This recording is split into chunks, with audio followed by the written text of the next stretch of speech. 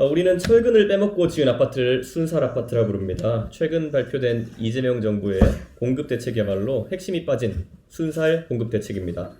이재명 정부가 발표한 97 부동산 공급 대책은 그럴듯한 숫자와 구호로 포장되어 있지만 실제로는 현실성 없는 정치적 쇼에 불과합니다. 정부는 2030년까지 수도권에 135만 가구를 공급하겠다고 했지만 구체적인 실행 계획은 빠져 있습니다. 철근이 빠진 건물이 위험한 것처럼 재원 조달과 실행 방안이 빠진 공급 대책은 허공의 말잔치에 지나지 않습니다. 특히 정부가 LH에 직접 시행을 맡기겠다고 한 것은 매우 위험한 발상입니다. 이미 160조 원이 넘는 부채를 떠안은 LH에게 모든 부담을 떠넘기고 나중에 성과가 없으면 LH를 탓하는 것은 전형적인 분식회계 수법입니다. 이는 삼국지에서 조조가 군량이 부족해지자 근본 문제를 해결하지 않고 군량 담당관의 목을 베어서 군심만 달래려고 했던 장면을 떠올리게 합니다. 국민 주거 문제를 미래에 떠넘길 희생양 찾기로 덮으려는 무책임한 태도입니다. 게다가 민간의 역할을 배제한 공공만능주의, 그리고 수도권의 쏠림에 따른 지방외면, 주민 반대와 인허가 지연, 그리고 10년 뒤에나 공급이 시작되는 시간적 공백까지 겹쳐 이 대책은 당면한 주택난 해결과는 거리가 멉니다. 그리고 정부조직법에 대해서 한마디 하겠습니다. 예고된 정부조직법 개정안에서 정부는 에너지 기능을 산업부에서 환경부로 이관하겠다고 발표했습니다. 규제 부처인 환경부에 에너지 정책을 맡기는 것은 산업을 규제의 틀에 가두는 위험한 실험입니다. 물과 기름을 섞을 수 없듯 이 둘을 뒤섞어 놓으면 공급과 투자가 뒷전으로 밀리고 규제만 강화될 것입니다. 원래 후진국적 발상은 에너지 공급에 인색합니다. 반면 선진국이 된다는 것은 저렴하고 안전한 에너지의 공급을 늘려 개인당 생산성의 극대화를 추구하는 것입니다. 우리는 반드시 후자이기를 선택해야 합니다. 환경론자에 있어서 에너지는 늘 다이어트와 같습니다. 건강하게 살을 빼자고 이야기하지만 막상 현실에서는 결국 굶어서 빼게 되어 있습니다. 애초에 친환경이면서 경제적인 에너지는 존재하지 않기 때문에 결국 환경부 관점에서는 어떤 형태의 발전소도 덜 짓고 어떤 형태의 에너지 확충도 반대할 수밖에 없는 구조가 만들어집니다. 이렇게 되면 전력 공급은 줄고 요금은 오르며 산업 경쟁력은 급격히 약화됩니다. 독일은 이미 같은 길을 갔다가 실패했습니다. 2021년 경제와 기후를 통합했지만 원전 폐기와 러시아 가스 의존으로 에너지 안보가 오히려 무너졌고 결국 2025년에 정책을 되돌릴 수밖에 없었습니다. 우리 정부가 지금 똑같은 실수를 반복하려 하고 있습니다. 에너지 정책이 산업부와 환경부로 쪼개지면 원전, 재생에너지, 가스, 석유, 전력 정책이 뒤죽박죽이 되고 대외 통상 협상에서도 교섭력이 약화될 것입니다. 결국 에너지 기능의 환경부 이관은 전력난과 요금 인상, 산업 경쟁력의 약화를 자초하는 위험한 정책입니다. 정부 조직 개편이 복수혈전이 되어서는 안 됩니다. 검찰을 없애버리겠다고 합니다. 수사와 기소를 분리해야 된다고 앵무새처럼 이야기하는데 그럼 특검은 왜 수사권과 기소권을 모두 가지고 있습니까? 공수처는 왜 수사권과 기소권을 모두 갖고 있습니까? 우리 편 수사기관은 수사 기소를 함께 해도 되고 우리를 수사했던 나쁜 수사기관에는 수사권을 뺏는 것을 넘어 완전히 해체시켜 복수혈전을 찍겠다는 것입니다. 심지어 형사사법체계를 어떻게 정리할 것인지에 대한 구체적인 계획도 없이 검찰부터 없애고 보겠다고 합니다. 이게 정상적인 정책 수립입니까? 정부기관을 복수감정을 앞세워 대안 수립도 없이 마구잡이로 없앨 수는 없습니다. 국민을 실험쥐로 취급한다는 말로도 부족한 수준입니다. 괴물행안부의 탄생도 문제입니다. 이미 엄청난 인력과 정보력을 가진 경찰, 국가수사본부에 더해 중수청까지 행안부에 두겠다고 합니다. 국가정보원의 국내정보, 대공수사권도 폐지해 정보 권력과 대공수사권도 경찰이 독점하고 있는 상황입니다. 이제는 경찰을 견제할 검찰도 없애고 모든 수사기관을 행안부가 독점하겠다는 것입니다. 대통령과 행안부 장관만 짬짬이라 하면 수사를 하는 것도 안 하는 것도 가능한 상황이 되는 겁니다. 이래서는 안 됩니다. 민주당 사람들 수사한 것 때문에 또는 민주당 사람들 수사할 위험성 때문에 이렇게 수사 시스템 전체를 망가뜨릴 바에는 차라리 형사소송법에 민주당 출신은 수사 못한다라는 규정 하나를 넣고 나머지는 정상적으로 수사 시스템이 기능하도록 하는 것이 낫습니다. 방통위 폐지도 황당합니다. 아무리 이진숙 위원장이 미워도 위원장 하나 쫓아내려고 정부기관을 폐지하고 이름만 살짝 바꾼 얼굴에 점 하나 찍고 돌아오는 수준으로 정부기관 개편을 하겠다는 것이 말이나 됩니까? 대한민국 정부조직 개편이 애들 장난 수준의 복수열전이 되어서는 안 됩니다. 영화 복수열전은 흥행하지 못했습니다. 이재명 정권의 복수열전도 결국 국민의 외면을 받을 것입니다. 이상입니다. 어제 이재명 정부와 민주당이 정부 조직 개편안을 발표했습니다. 개편안에 따르면 기획재정부는 경제정책과 세제를 다룰 재정경제부와 예산과 재정을 전담할 기획예산처로 나누어지게 됩니다. 부처 위에 부처, 옥상옥이었던 거대 공룡 기재부에 불리는 필요한 부분이 있습니다. 현재 기재부는 국만 30개에 달할 정도로 비대해졌고 사무관 한 명이 수천억의 예산을 결정하는 비상식적인 상황은 분명 바뀌어야 됩니다. 그러나 분리하기 전에 왜 이들을 통합했었는지는 기억을 해야 합니다.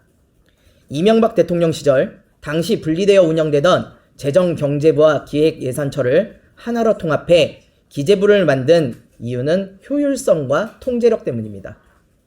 정책에 수반되는 예산을 사전 확보하여 추진력과 효율성을 높이고 재정 건전성에 대한 통제를 강화하기 위해서였습니다. 이제와 17년 전 시스템으로 굳이 돌아가고자 한다면 당시 통합의 명분이었던 효율성 저하 부분과 재정 건전성에 대한 통제력은 어떻게 확보할 것인지 반드시 설명이 필요합니다. 특히 이재명 정부가 무리한 확장 재정 정책을 추진하다 보니 예산처를 국무총리실 산하로 분리 독립시키는 것이 더 이상 눈치 보지 않고 마음껏 나라 돈을 쓰겠다는 뜻이 아니냐라는 우려 섞인 추측마저 나오고 있습니다.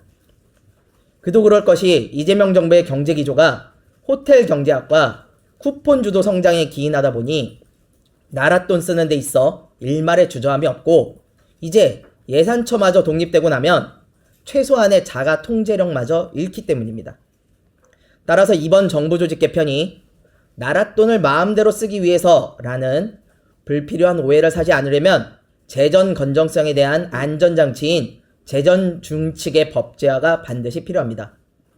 이미 우리나라의 GDP 대비 부채 비율은 50%를 넘었습니다. 이대로라면 이번 정권 내에 국제사회의 마지노선인 60%에 도달하게 될 것입니다. 또한 OECD 내 법으로 재정 준칙이 안 되어 있는 나라는 튀르키예와 우리나라 뿐입니다. 나라가 빚더미에 올라앉게 생겼어도 정부와 여당은 재정 준칙의 법제화에 차일피일 미루고만 있습니다. 여야를 떠나 어떤 정권도 나라 빚을 함부로 만들어서는 안 됩니다. 특히 빚을 내서 쓰는 재정에는 반드시 브레이크가 필요합니다. 이재명 정부와 민주당은 정부조직법 개정안 발의에 맞춰 재정준칙 법제화도 같이 처리해 줄 것을 당부합니다. 이상입니다. 조국혁신당 성비위 사태와 관련 당 지도부가 전원 사퇴했다고 합니다. 피해자들이 탈당 선언과 사안을 적나라하게 드러내지 않았다면 아마도 조국혁신당의 그 당직자란 사람들은 당무를 끝까지 놓지 않았을 것 같습니다. 어떻게든 버티고 넘기려고 하지 않았겠습니까? 근데 이 와중에 이런 변명도 나왔습니다. 당 사무총장이란 사람은 물론 조국 본인까지도 당시 비당원 신분이라 문제에 개입하는 것은 공당의 체계와 절차를 무너뜨리는 것으로 판단했다. 이런 취지로 말했다고 합니다. 참으로 황당하기 그지없습니다. 잡범임에도 무슨 독립투사 마냥 옥중서신을 써가며 정치에 개입해왔던 조 전 대표입니다. 지난 3월엔 심지어 그 옥중서신을 김선민 당대표 권한대행이 본인 페이스북에 공개하면서 이런 내용을 제안했습니다. 야권 오픈 프라이머리. 조국 전 대표가 당시 공당의 대표도 아닌데 당의 권한대행이 이런 내용을 제안한 것을 옥중서신을 공개를 했던 것입니다. 당의 대선 후보를 어떤 방식으로 낼지에 대한 제안을 어떻게 권한대행을 통해서 낼 수 있었겠습니까? 조 전 대표의 이 변명은 그 유명한 영화의 대사처럼 말 그대로 비겁한 변명이고 또 입만 벌리면 거짓말이 자동으로 나온다는 유명 대사처럼 눈 가리고 아웅식의 거짓과 위선이 쉽게 나오는 어찌 보면 이런 면에선 대단한 위인이라고 생각이 됩니다. 그럼에도 이젠 그 당의 비상대책위원장으로 거론된다고 합니다. 모든 책임을 직전 당직자들에게 떠넘기는 비겁한 변명을 대며 오히려 빠르게 대표직에 복귀하는 모습을 보이겠다는 것인데 이미 끝났습니다. 지난 총선 때 조국은 그저 윤석열, 적용용 불쏘시개였을 뿐입니다. 이참에 당 해체를 선언하며 더는 정치권에 얼씬거리지 마시고 본인이 저지른 범죄 행위와 본인이 만든 당의 최후를 돌아보며 반성하는 삶을 살기 바랍니다. 몇 해 전 방영된 드라마 육룡이 나르샤에는 삼봉 정도전과 이방원이 나누는 유명한 대사가 있습니다. 정치를 하려는 자는 누구나 마음속에 벌레를 한 마리 키운다. 허나 그 벌레의 말에 귀를 기울이고 따르다 보면 결국 너도 벌레가 되는 것이다. 오늘 우리의 현실을 보면 과연 벌레가 되어버린 정치인의 비율은 얼마나 될까요? 국민의힘에서는 김건희 여사의 매관 매직 의혹이 드러나기 시작했고 정치를 시작도 하기 전인 김상민 전 검사는 미술품으로 공천을 받으려 했다는 혐의로 수사를 받고 있습니다. 또한 이배용 전 국가교육위원장이 인사청탁을 하며 금 거북이를 전달했다는 의혹도 수사 중입니다. 민주당이라고 다르지 않습니다. 송열긴 전 대표의 돈봉투 사건, 이정근 녹취록을 통해 드러난 추악한 민낯은 여전히 국민의 기억 속에 생생합니다. 민주당의 과거 공천 과정이 국민의힘과 크게 달랐다고 말할 수 있겠습니까? 또한 민주당 이춘석 의원의 차명 주식 거래를 수사하고 있는 경찰은 이 의원이 사용한 차 보좌관의 주식 계좌에서 차 보좌관이 수백만 원 단위로 여러 차례 현금으로 입금을 한 정황을 파악했고 신고한 재산은 4억인데 주식 투자한 금액은 10억 원에 이른다고 합니다. 지금 국회를 장악한 민주당 행태는 더욱 참담합니다. 법사위 청문회에는 사실상 가짜 청문회였습니다. 민주당 측 의사들로만 채운 증인 명단, 국민을 속이기 위한 허위 선전 속에서 청문회 의미는 상실되었습니다. 심지어 요즘 쇼츠에 굉장히 많이 나오던데요. KH그룹의 조경식 부회장이라는 사람. KH그룹에서는 그런 직함조차 없다고 합니다. 그런 부회장이 없습니다. 사기꾼에 대한 법적 조치를 예고하고 있는 상황입니다. 이쯤 되면 증인 대신 차라리 배우를 내세워서 민주당 각본대로 연극을 펼치는 편이 더 솔직하지 않겠습니까? 존경하는 국민 여러분, 저는 정치를 시작하면서 정치판 곳곳에 벌레들만 보입니다. 그래서 말씀드립니다. 지금 가장 시급한 개혁은 오히려 검찰개혁보다는 정치판의 벌레를 박멸하는 정치개혁입니다. 정치판에 강력한 살충제를 뿌려야 됩니다. 저 역시 제 안에 들어있는 벌레와 철저히 단절하고 벌레가 되지 않을 것을 약속드립니다. 개혁신당은 정치개혁의 깃발을 높이 들고 국민과 함께 부패한 정치권의 벌레들을 몰아내고 정치개혁에 앞장서겠습니다. 감사합니다. 이주영입니다. 빛의 혁명이 사건의 지평선을 넘어 블랙홀 속으로 빨려 들어갑니다. 지난 4일 법사위에서는 검찰개혁 공청회가 있었습니다. 국민들의 인권을 보호받을 권리 그리고 재판받을 권리를 근간부터 흔드는 국가의 거대한 변화 앞에 더불어민주당은 전문가들을 고작 이틀 전에 호출해 앉혀놓고 마치 청문회와도 같은 공청회를 진행했습니다. 냉철한 문제 제기와 정당한 비판은 소멸했습니다. 내용은 이미 정해졌으니 우리 입맛에 맞는 얘기로 구색이나 좀 맞춰주고 가라는 겁니다. 무지와 오만의 블랙홀입니다. 어제 이재명 정부는 정부 조직 개편안을 발표했습니다. 기재부의 재정기획 및 예산 편성 기능은 국무총리실 산하로 신설되는 기획예산처로 분리됩니다. 통계청 또한 기존의 기재부 소속에서 국무총리실 산하의 국가데이터처로 개편됩니다. 대한민국의 돈과 통계는 이제 국무총리실 안에서 반죽처럼 예쁘게 빚어질 겁니다. 방만과 조작의 블랙홀입니다. 금융위는 정책과 감독이 분리되고 환경부는 기후에너지환경부로 재편되어 에너지 정책을 흡수합니다. 전문성으로 일하는 사람들 곁에 촘촘한 이념의 바리케이트가 세워집니다. 규제와 감독의 블랙홀입니다. 검찰청 업무는 당정 이견마저 조율하지 못한 막무가내로 결국 중대범죄수사청이 행안부로 이관되었습니다. 말 잘 듣는 기관에 수사권을 몰아줌으로써 수사기관을 장악하여 자신들의 수족으로 만들고 대한민국의 자유에 재갈을 물리는 겁니다. 계급과 반헌법의 블랙홀입니다. 블랙홀 역학에서 사건의 지평선이란 중력이 너무 강해 빛조차 탈출할 수 없는 경계로 이 지점 내부에서는 시간과 공간이 극단적으로 왜곡됩니다. 내부 관찰자에게는 시간이 정상적으로 흐르지만 외부 관찰자에게는 거의 정지한 것처럼 보이게 됩니다.